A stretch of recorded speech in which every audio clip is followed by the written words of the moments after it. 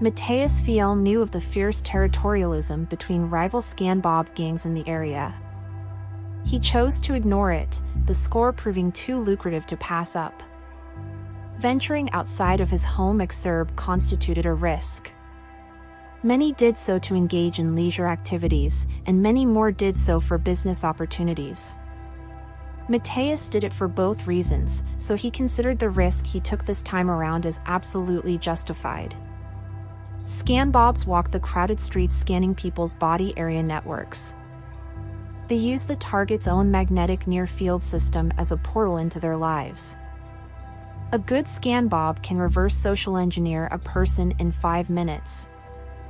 Others work in teams of 2. One searches for a potential target from afar using a powerful telescope, immediately diving into their cyber footprint. Their associate on the ground air hacks the target's band from close range, establishing a handshake with all available devices. By making a copy of the data packet received by these handshakes, the ScanBobbers can combine the social data with brute force cracking and gain access to any passerby on a whim. Then steal their wallets, establish botnets, create havoc. Matthias looked past the mind-jacked icons floating in front of his eyes and studied his surroundings with renewed vigor. Not a soul moved nor occupied the Westbury metro stop.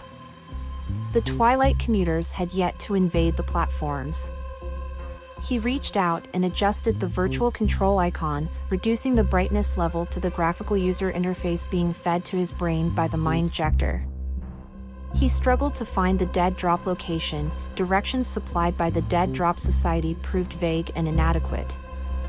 This is why he braved his weekly venture out into the suburbs. Dead drops. These wireless data storage devices were planted randomly around public spaces. Powered by magnetic fields, they only became active when any near-field device got within range. They can remain active indefinitely, embedded within walls, underneath paths, inside statues, park benches, anywhere. Loaded with every malicious virus and cyberspawn known and unknown to man, these dead drops are cesspools of information, commonly positioned in surveillance blind spots around the suburbs. Away from prying electronic eyes, yet accessible to those who knew where to look. ScanBobbers use these frequently. So do terrorists, anarchists, and criminals. Loitering under the fluorescent lights along the Westbury concourse, scanning for any signs of the elusive near-field networks, Matthias poked about unassumingly. Hoping to avoid scrutiny from the mobile judges and ScanBob cliques as much as possible. Why the risk?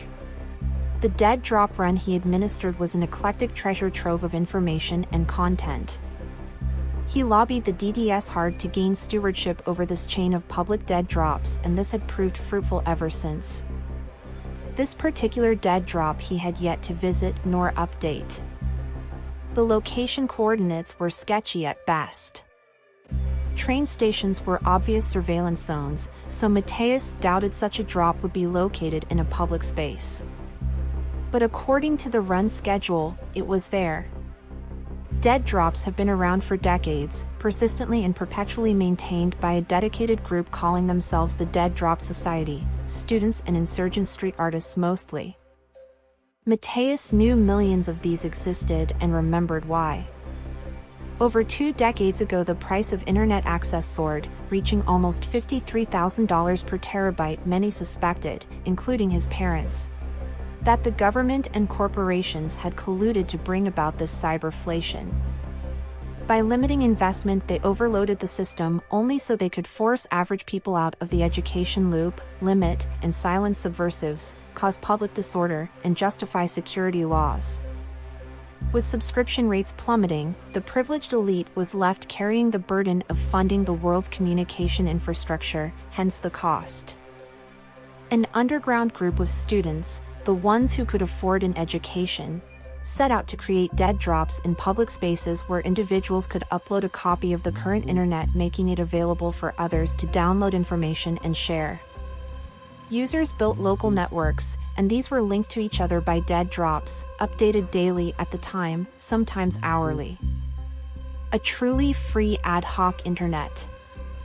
Mateus exited the train station, guessing that if he were tasked to set up a dead drop in that area, in other words, semi-hide a wireless access data storage device in a public space, where would he place it? In a surveillance blind spot, for starters. After snooping around like a vagrant, he found an ideal location, an electromagnetically dark underpass between the metro stop's entrance and a small plaza, shadowed by an ancient leafless jacaranda. Mateus saw no visible evidence of any concealed device. A green flashing icon from his mind-jector indicated a weak, directional but definite signal. Probably under the pavement. The dead drop drives, once embedded, remain dormant and can remain that way indefinitely until another device with magnetic field power entered within its short range. Most devices have this facility, so anyone can stand in that spot and look unassuming whilst engaging in a data swap. Mateus first checked for malicious files. Then he examined the multifarious data on offer. A quick search and Mateus found his treasure. He uploaded the current version of the internet and then walked across to the barren plaza, sat on a bench, and with the cool night air against the back of his neck, perused through all the data packets he had pillaged, going through the metadata in sequential order. He turned the brightness back up, blotting out the physical world, his augmented reality becoming a purely virtual one. Jackpot! Dead drops were like abandoned storage lockers. He felt no different to a junk recycler who had found a rare collectible coin, or a 100-year-old chocolate bar, or a rare sword, or a lost laser disc. He, on the other hand, scavenged for cryptocurrencies, identity stashes, and vast media libraries, but in this case, it was the illicit content that grabbed his attention. A story about a self-absorbed, narcissistic girl. A girl's obsession with autoeroticism.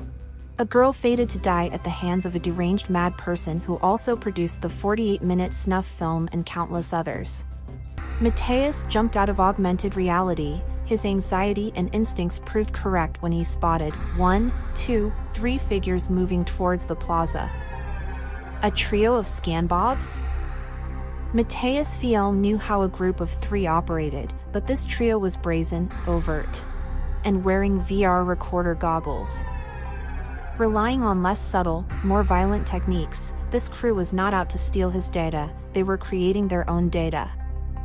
Not wanting to end up a victim of snuff, he stood up and dashed, heart in throat, towards the metro stop, hoping to lose them on the other side of the tracks. Hoping his lucrative forage along this dead drop run had not been terminally cut short.